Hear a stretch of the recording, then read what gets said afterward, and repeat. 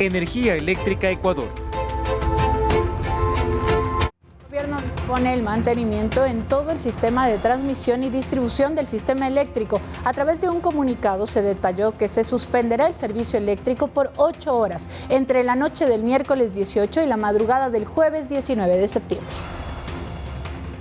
El presidente de la República, Daniel Noboa, anunció que se adelantarán los trabajos de mantenimiento preventivo en 4 subestaciones de Selec EP, según el comunicado compartido en la cuenta de X. Por este motivo, se deberá suspender el servicio eléctrico a escala nacional entre las 22 horas del miércoles 18 y las 6 de la mañana del jueves 19 de septiembre.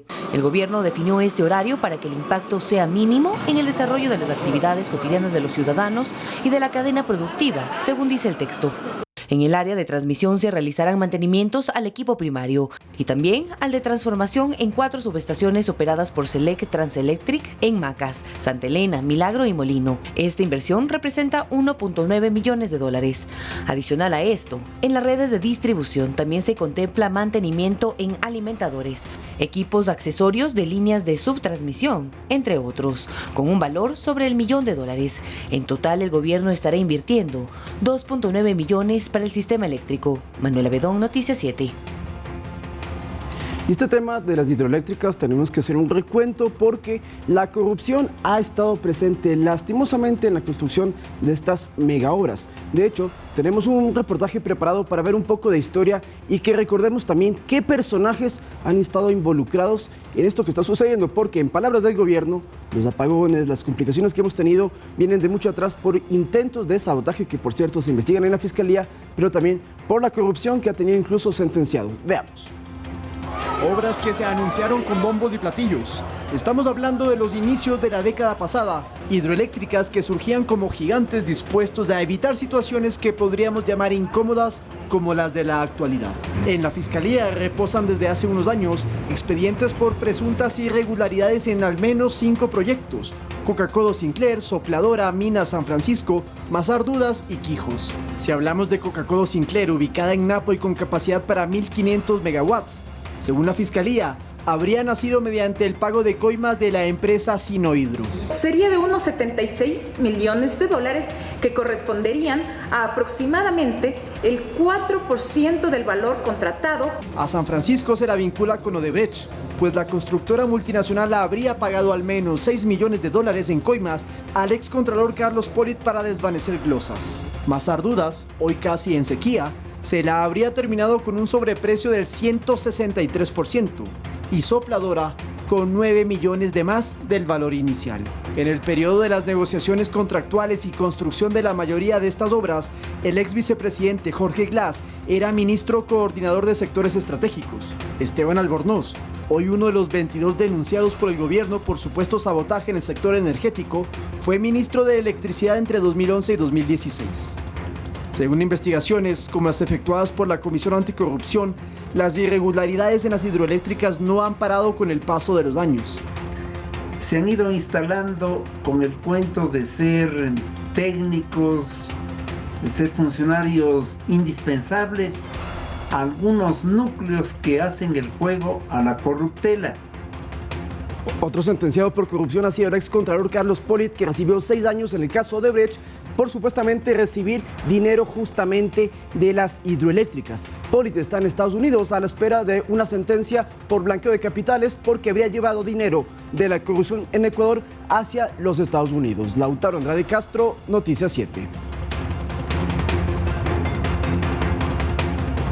Bueno, como lo escuchamos entonces, una serie de ex autoridades, y al final oíamos que Carlos Polit también, quien por cierto el 1 de octubre va a recibir esta sentencia o el veredicto por parte de un juez de los Estados Unidos, de la Florida, porque él tiene ya otro proceso muy aparte del de ecuatoriano. Es decir, aquí en Ecuador recibió 6 años, pero está prófugo de la justicia. Se fue a los Estados Unidos, allá compró varios bienes y lo que se dice es que el dinero, que son aproximadamente 13 millones de dólares, que utilizó para la adquisición de viviendas, de empresas en Estados Unidos, habría venido o salido justamente de los sobornos que le pagaban las grandes empresas para la construcción de hidroeléctricas, como vimos en el caso Odebrecht.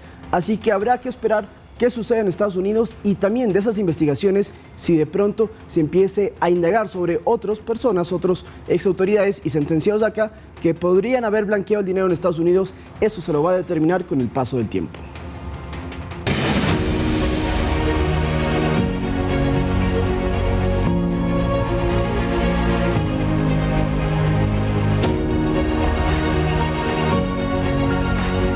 Calendario electoral. Desde el pasado 13 de septiembre, las organizaciones políticas ya están habilitadas para realizar la inscripción de sus candidaturas, que se deberán realizar exclusivamente a través de la página web del Consejo Nacional Electoral. Este proceso estará disponible hasta el 2 de octubre. Una vez hecha la convocatoria oficial a elecciones generales 2025 y cumpliendo con el calendario electoral, desde este viernes 13 de septiembre los binomios presidenciales que buscan llegar a Carondelet podrán inscribir sus candidaturas, pero eso sí, deberán hacerlo 100% en línea.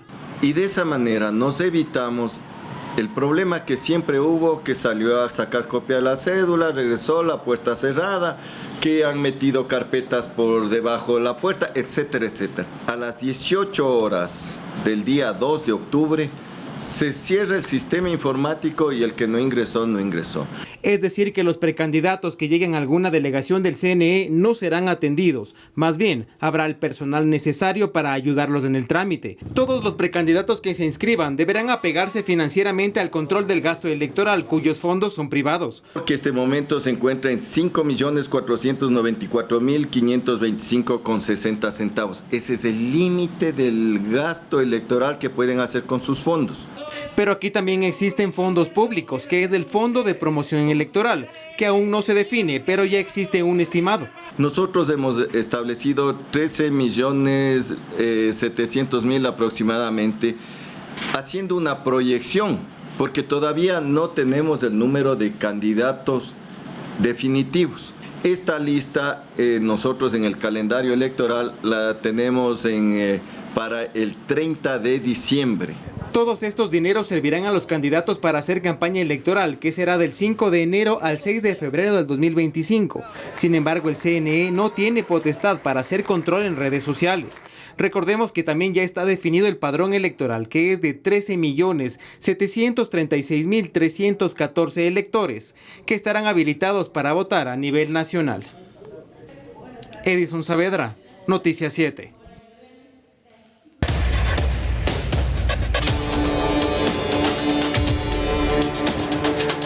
Guerra contra el terrorismo.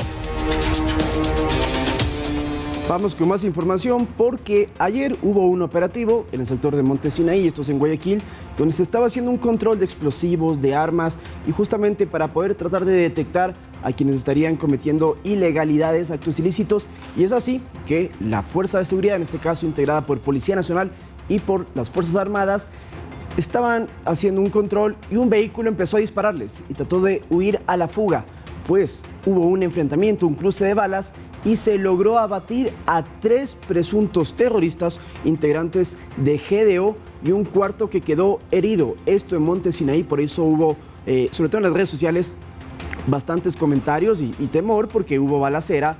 Se escuchó durante varias horas en algunas partes del Monte Sinaí, pero finalmente logró entonces el bloque de seguridad controlar la situación, abatir a estos delincuentes y además se ha informado por parte de la Fuerza Policial y Militar que van a continuar en Monte Sinaí hasta nuevo aviso. ¿Cómo lo harán? Con el uso de tanquetas y helicópteros que ya están en esa zona de Guayaquil y se van a mantener entonces realizando los controles de seguridad, al igual que hubo una intervención en Durán desde hace algunos meses, ahora es en Monte Sinaí para controlar que no continúe la proliferación de estos GDOs que están causando pánico y que están también dentro de una disputa interna en estos sectores.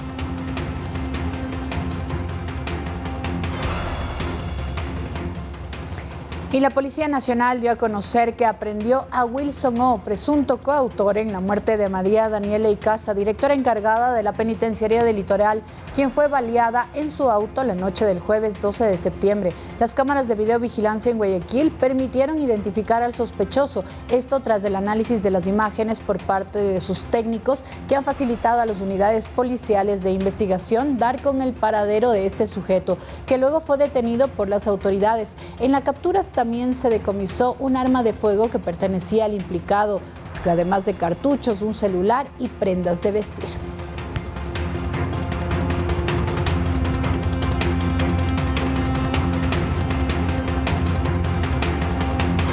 Y el sábado 14 de septiembre en Cayambe, provincia de Pichincha, el supuesto involucrado del asesinato, según información extraoficial, que es quien habría participado en el secuestro y asesinato de un transportista, y vemos imágenes muy crudas por cierto, fue colgado en Cayambe, esto en la localidad de Oyacoto el pasado jueves, que fue supuestamente el asesinato del transportista. Lo ajusticiaron, los ciudadanos lo colgaron en un edificio del centro de la ciudad, y en las redes sociales circuló este video del hombre sin ropa y con decenas de ciudadanos observando el hecho. Según un comunicado de la Policía Nacional en su cuenta de X, el segundo presunto implicado, porque hubo dos en el asesinato del transportista, sí fue entregado a las autoridades tras también ser ajusticiado por la comunidad, pero sobrevivió. No llegó a este punto. El individuo fue llevado a una casa de salud donde va a ser atendido y ya le están dando los primeros auxilios. Esto sucedió el fin de semana, pero con el segundo hombre entonces vemos lo que ha acontecido. Esto también está generando un debate muy fuerte sobre los derechos humanos, porque recordemos que la justicia por mano propia está penada. No es permitido que alguien cometa actos como estos y podría tener sanciones penales.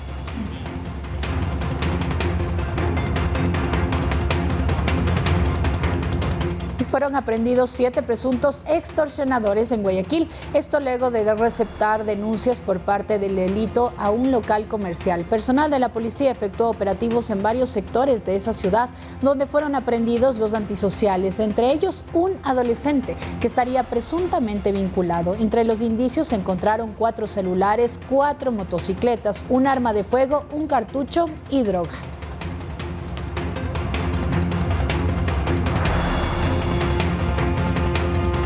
Muy bien. Ahora, para hablar del tema energético, recordemos que ya lo vimos en la nota, que este miércoles en la noche va a haber un corte, una suspensión de luz en todo el país. Vamos a hablar con un experto en electricidad, un ingeniero energético, para justamente analizar este tema. Se trata de Jorge Jaramillo. Vamos a una pausa y volvemos para conversar con él. Así es, hay que resaltar, Lautaro, que es preferible realizar este tipo de trabajos a tiempo y precautelar y 8 horas durante la noche y no tener luego inconvenientes. Así que todos los detalles se los vamos a contar enseguida.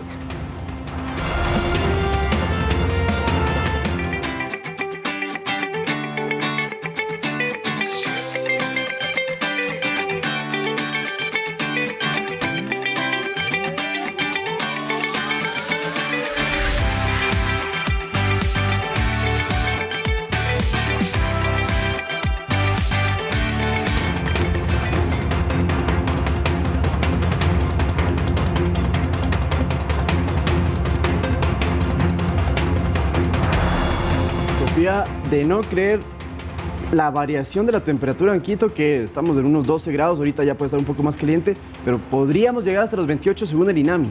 28 grados, en el valle al menos 2 grados más serían 30 grados. Es increíble la temperatura, cómo cambia en todo el callejón interandino y cómo tenemos cada vez mayor sensación de calor, así que a hidratarse, a protegerse como siempre. Y en Pichincha, como ya es usual, 11 puntos de radiación extremadamente altos. Hoy somos la provincia con radiación más alta, generalmente estamos ahí con Imbabura y con Loja. Este lunes no es el caso porque tenemos 11 puntos, Imbabura tiene 10, Carchi tiene 10 también, Cotopaxi 10 y en el resto del país de 9 a 8, sobre todo en la sierra. En la costa baja, pero igual son niveles altos, ¿no? Estamos hablando de 6 puntos en todo el litoral ecuatoriano. Y en la Amazonía, mira tú, en lugares como el norte de Macas, en Morona, Santiago, moderado, 5 puntos. Lo mismo en Esmeraldas, en Santo Domingo. En San Miguel de los Bancos, en Pichincha, también puede haber 5 de radiación. Es decir, ahí sí se recomienda gafas, gorra, pero no es necesario el bloqueador, a diferencia de otras partes del país. Y obviamente de la capital.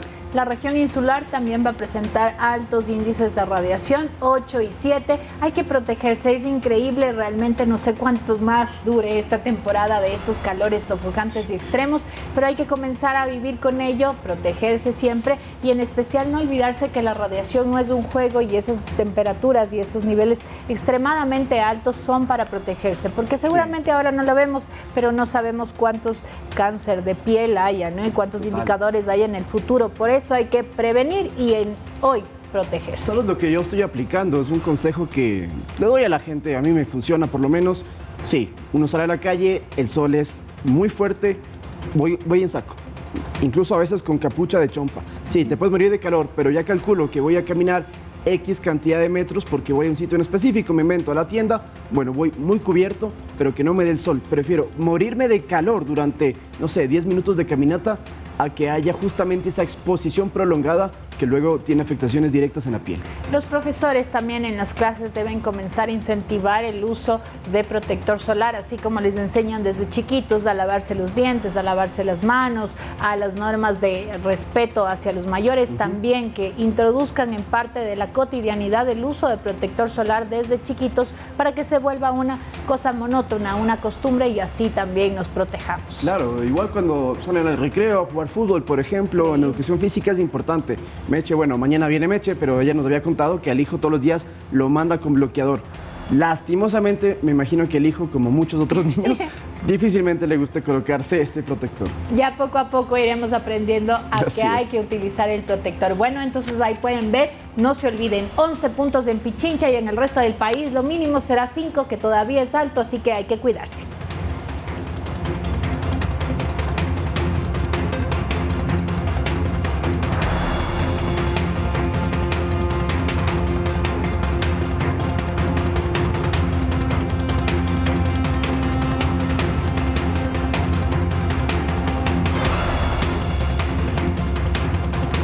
Y continúan los incendios forestales en la provincia del Carchi, Imbabura, Pichincha, Cotopaxi, Loja, Chimborazo y El Oro. Durante el fin de semana en la capital, el Cuerpo de Bomberos registró 6 eventos que se mantienen en monitoreo. 6 incendios forestales se registraron en la capital, en los sectores de Itulcachi, afectando 402 hectáreas, en Nayón con 164, en la Mena del Hierro con 2 hectáreas y en la avenida Simón Bolívar con 1 hectárea. Durante el sábado 14, moradores reportaron emergencias en distintas zonas de la capital y el Cuerpo de Bomberos de Quito señaló que al menos 3 de ellas responden a quemas de desechos por parte de los ciudadanos. Mientras el domingo inició un incendio en el sector de La Toya. Las fuertes ráfagas de viento expandieron rápidamente las llamas por la vegetación seca en la zona del Cerro del Ilaló. Más de 50 efectivos y 17 vehículos fueron distribuidos en 3 puntos para evitar la propagación del fuego y precautelar la seguridad de las viviendas cercanas, según compartió el Cuerpo de Bomberos en Quito en su cuenta de X. El evento de mayor magnitud ocurrió en la avenida Simón Bolívar, a la altura de la Casa de la Selección. Por otra parte, en Tababela el Cuerpo de Bomberos realiza descargas de agua desde el aire para evitar que las llamas se propaguen, pues se trata de una zona de difícil acceso que dificulta las labores de los uniformados. Y debido al humo que cubrió rápidamente la zona, los bomberos recomendaron mantener puertas y ventanas cerradas, no realizar actividad física al aire libre, cubrir cualquier recipiente para almacenar agua, utilizar mascarilla si va a salir de casa y en caso de emergencias llamar al EQ 911. En el resto del territorio nacional también se registraron incendios. Según el informe de la Secretaría Nacional de Gestión de Riesgos, son 9 los incendios activos y 6 controlados, distribuidos en las provincias del Carchi, Imbabura, Pichincha, Cotopaxi, Loja, Chimborazo y El Oro. Manuela Bedón, Noticias 7. Les recordamos que existen sanciones para los que provoquen incendios forestales en Quito y en el resto del país. El artículo 246 del Código Integral Penal, el COIP, detalla que aquella persona que provoque directa o indirectamente incendios forestales en bosques nativos, plantados o páramos, será sancionado con una pena privativa de libertad de 1 a 3 años de cárcel. 1 a 3 años de cárcel por provocar incendios. Y en el caso de una quema agrícola que se realiza generalmente en comunidades rurales o por pequeños agricultores, esto también tiene sanciones por delito culposo con cárcel de 3 a 6 meses. Y sí, como consecuencia de este delito se produce la muerte de una o más personas, la pena aumenta de 13 a 16 años de cárcel. Además, en Quito hay una ordenanza para la gestión de incendios forestales y se establecieron multas económicas desde los $460 hasta los 34.500. Es decir, si usted participa de forma intencional o indirecta en provocar un incendio, habrá cárcel. Por eso mejor no lo haga, además de que cuidamos nuestro medio ambiente.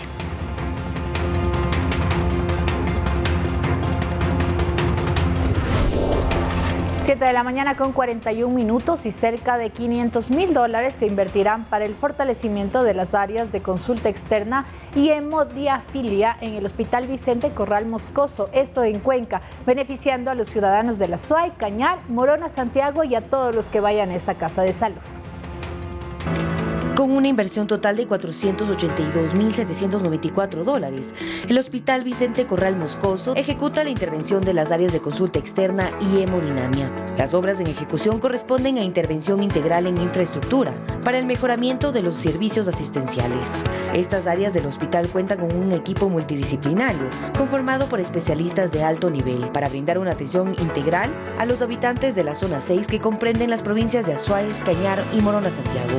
Durante este año en hemodinamia se han realizado 67 procedimientos, mientras que en el área de consulta externa se han atendido un total de 123.396 pacientes, entre las especialidades de medicina interna, neumología, gastroenterología, oftalmología y más.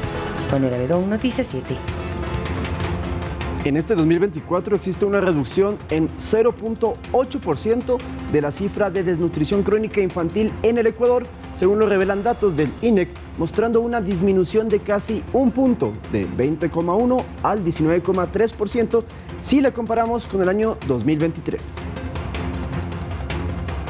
La reducción del porcentaje de desnutrición crónica infantil en Ecuador se estableció tras la segunda ronda de la encuesta nacional sobre la desnutrición infantil en niños menores de 2 años, realizada por el INEC, presentada por el Gobierno Nacional en la ciudad de Ibarra, junto a varios de los beneficiarios de los programas sociales gratuitos que se realizan para combatir este padecimiento en el país. Reducimos la prevalencia de desnutrición crónica infantil del 20.1 al 19.3. Los datos se obtuvieron con la asistencia técnica de UNICEF, el BID y Banco Mundial, levantando la información en cerca de 20.000 hogares con niños menores a los 5 años, en zonas rurales y urbanas de todas las provincias del Ecuador. Cumplimos con lo que ofrecimos, disminuir la cifra y acercar los servicios del Gobierno Nacional a todos los territorios. Hoy logramos nuestra primera meta, pero no nos quedaremos ahí. En las visitas se evaluó entre varios aspectos el cumplimiento de los controles médicos, inmunizaciones y cobertura de agua potable. En síntesis, el INEC hoy puede concluir que los programas de salud y protección social para la primera infancia han logrado una mayor cobertura y sobre todo también una mayor focalización, que ha habido mejor incremento en la parte rural y sobre todo en los primeros quintiles de ingresos o, como quien lo dice, los hogares más pobres del Ecuador. Durante el evento de presentación de esta reducción en casi un punto se conocieron otros logros realizados este año a favor de los más pequeños. 21.000 niños y niñas más que el año pasado acceden a servicios de vacunación oportuna, lo que le representa un incremento del 4% en la cobertura de este servicio. Los controles de salud de madres embarazadas y menores de 2 años también tienen un incremento del 7.5% en relación al 2023. El gobierno del presidente Daniel Noboa además informó que existe un incremento en un 77% de los beneficiarios del bono de los 1.000 días. Al momento reciben este apoyo económico 133.000 familias. Sofía Vintimilla, Noticias 7.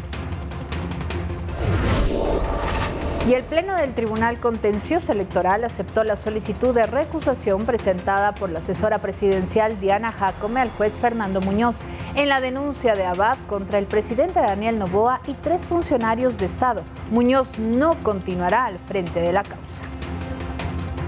El Pleno del TCE sesionó la mañana del viernes para decidir si la recusación al juez Fernando Muñoz para que fuese separado de llevar la denuncia de Verónica Abad al presidente Noboa se acogía o no.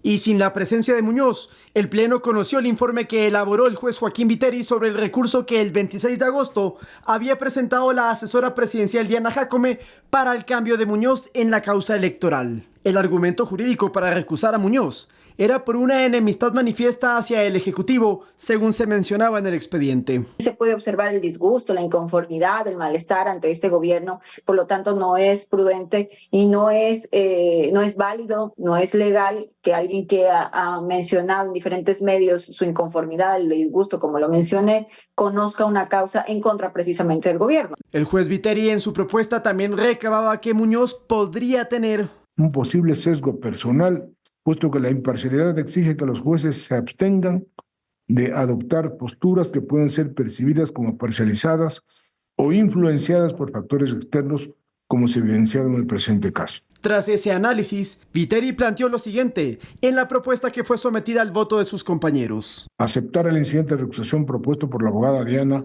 Angélica Jacome Silva, legitimada pasiva en la causa número 152/2024 TCE. Con 5 votos afirmativos de 5 posibles, el TCE aprobó la recusación y por ende que se notifique a Muñoz de la decisión. Luego de ello, se hará un sorteo para conocer al nuevo juez electoral que esté al frente del proceso de Abad, el cual se encuentra suspendido hasta que se resolviera esta recusación. Abad denunció por violencia política de género al presidente Daniel Noboa, a la asesora Diana Jacome, a la canciller Gabriela Sommerfield y al viceministro Esteban Torres. Será un nuevo juez quien determine si su acusación tiene o no sustento y emita una sentencia. Lautaro Andrade Castro, Noticias 7.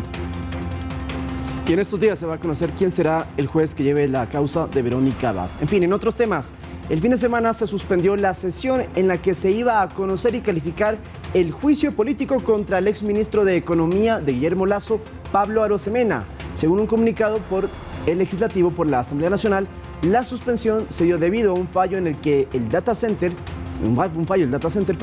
lo que provocó que el sistema se apague. En un inicio se convocó a la Comisión de Fiscalización a las 12:30 del sábado y no se conoce la fecha y hora en la que será reprogramada, que debería ocurrir esta misma semana.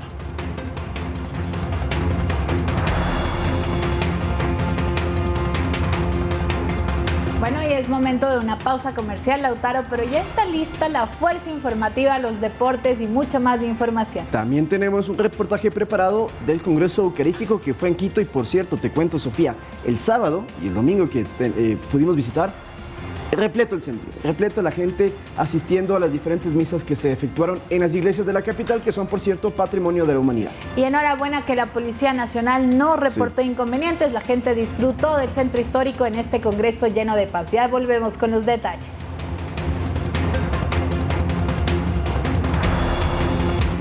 Bueno, y también la taza la necesitas tú, así que no son 3, sino son 4 tacitas. Sí, yo estoy pensando el color.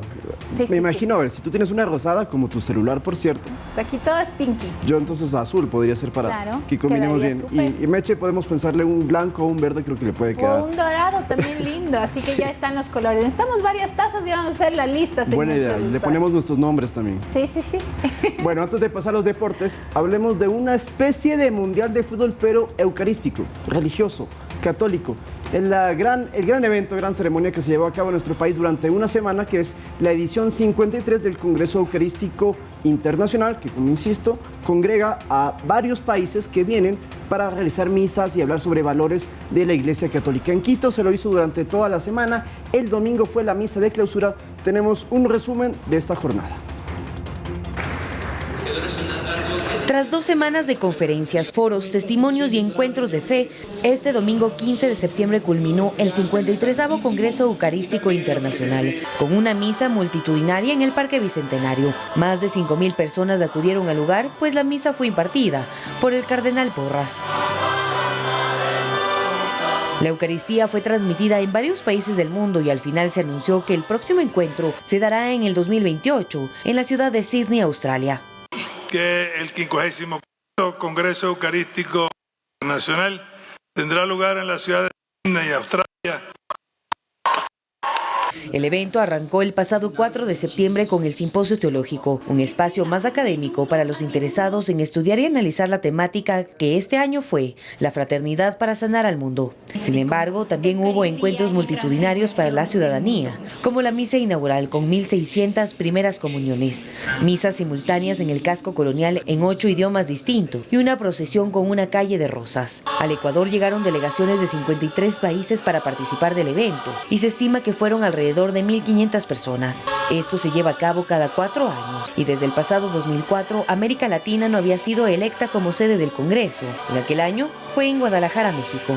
Manuela Bedón, Noticias 7.